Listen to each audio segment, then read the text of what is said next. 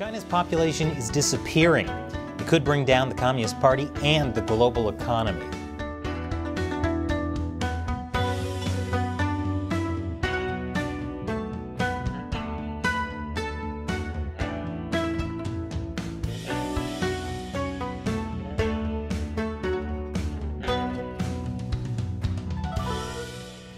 Welcome to China Uncensored. I'm Chris Chappell. China is on the cusp of disaster. I realize I need to narrow that down a bit. China's disasters are like Baskin-Robbins, so many flavors to choose from. I'm not talking about China's massive real estate Ponzi scheme, or the latest COVID surge that's affecting most of the population, or even the fact that China is running out of water. No, I'm talking about the fact that China is running out of people. And it's not just because the police disappear so many dissidents. For the first time in 60 years, more people are dying in China than being born. New data from China's National Bureau of Statistics reveals that last year, 9.5 million people were born, but almost 10.5 million people died. That means China's population has shrunk by about 850,000 people in a single year. I haven't seen something shrink that much since Limp Bizkit's popularity after 2002. The last time there was a population decline in China was during Mao's Great Leap Forward in the 1950s and 60s. It caused a massive famine that killed an estimated 30 to 40 million people. What is it with communist policies and famine?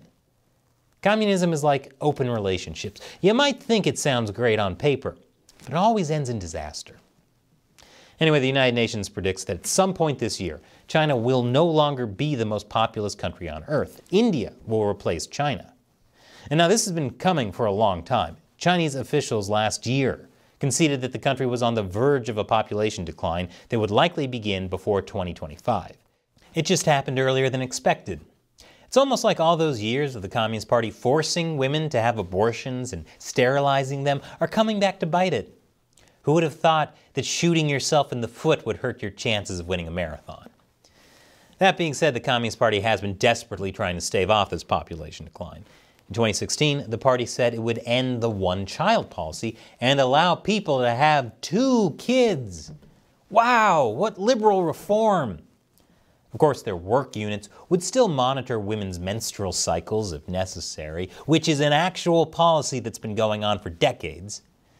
But even after the policy change, Chinese people didn't really want to have more kids. A lot of them kind of wanted no kids. If you want to know why so many people in China don't want to bring a child into this world, this channel has 10 years worth of videos explaining why. It got to the point where vasectomies were really becoming a thing. It's part of a movement called Double Income No Kids, or DINK, which is also the sound I imagine some guys make when they get a vasectomy. DINK! So if people wanted no kids instead of 2 kids, the party knew what to do. Allow them to have 3 kids. After all, 3 times 0 is way more than 2 times 0. Yeah, the Communist Party usually misses the point. Government handouts like cash for babies and tax cuts have failed to change the underlying fact that many young Chinese people simply don't want children. But since when does the Communist Party care what people want? Xi Jinping is now talking about a national policy system to boost birth rates. I think I can imagine how that will go. He's a real aphrodisiac. But while the shrinking population seems bad enough, the official numbers don't give us the full picture. Things could be much, much worse, and it'll have a global impact. I'll tell you more after this quick commercial break. Welcome back. As world leaders meet right now at the World Economic Forum's annual meeting in Davos, the question on everyone's mind is the state of China's economy. It's shrinking along with the population. I haven't seen something shrink that much since Insane Clown Posse's popularity after the first time people heard about the Insane Clown Posse. A reporter for state-run Xinhua News said participants are worried about China's economic performance this year, as they pin their hopes on China playing the role of a growth engine in the current economic crisis. Even a reporter from Xinhua is saying that? It's like a Goomba saying it's worried about the future of Bowser's kingdom. Way to grow a spine. Which is extra impressive since I didn't know evil mushrooms could grow bones. As I mentioned, everyone saw China's demographic crisis coming. But the fact the Communist Party is admitting it ahead of schedule means the situation is probably much worse. The Communist Party lies constantly. Even top party leaders have admitted China makes up its GDP data. COVID is another example. At the end of last year, Chinese officials claimed the death toll was 5,200 nationwide for the entire pandemic. Yeah, I bet those mountains of corpses in funeral homes all died from ice cream headaches. Shouldn't have eaten their Baskin-Robbins so fast. Officials have since updated that to 60,000 deaths nationwide, but that's still ridiculously low for a country with more than 1 billion people. Meanwhile, independent sources estimate the COVID death toll in China could easily be in the millions. But somehow I doubt those numbers are being reflected in the latest population count. So, back to the overall population decline, which has been happening since before COVID. The fact the party is reporting a decline several years ahead of when they said it would happen means the situation is so bad they're not able to cover it up anymore. Why would the party go to such great lengths to cover up a population decline?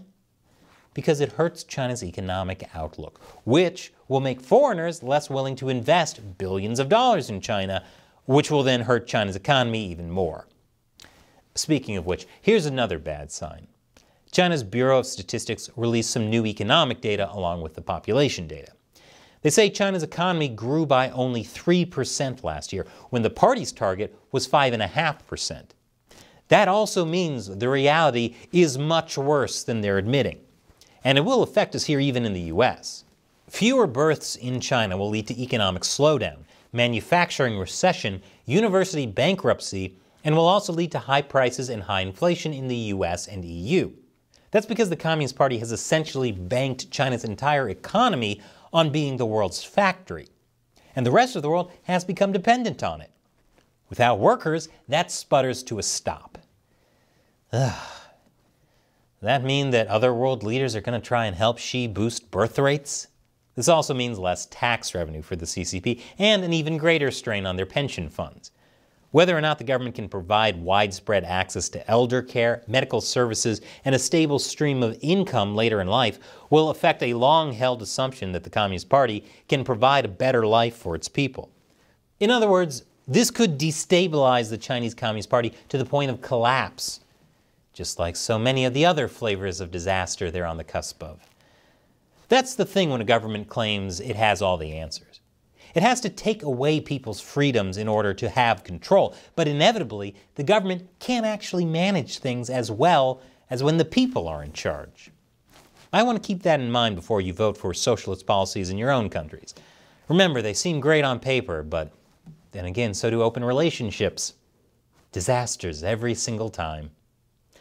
And China Uncensored would not be possible without support from viewers like you, either by liking and subscribing, sharing the show with friends and family, or buying one of these awesome I turned a blind eye to ethnic cleansing in China and all I got was this slightly cheaper t-shirts from our merch store. Buy them with the link below. And of course, a special thanks to everyone who gives direct support on the crowdfunding website Patreon. Those are the fans I call the China Uncensored 50-cent army who join us in the fight against the Chinese Communist Party. As a thank you to them, I respond to their questions. James asks, I work with a lot of Chinese people who have only been in my country for 5 or so years. Is it wise to keep them away from sensitive or valuable information? That is actually the perfectly timed question. Just this week on our other channel, the China Unscripted podcast, we interviewed an expert on Chinese espionage, Nicholas Eftimiadis.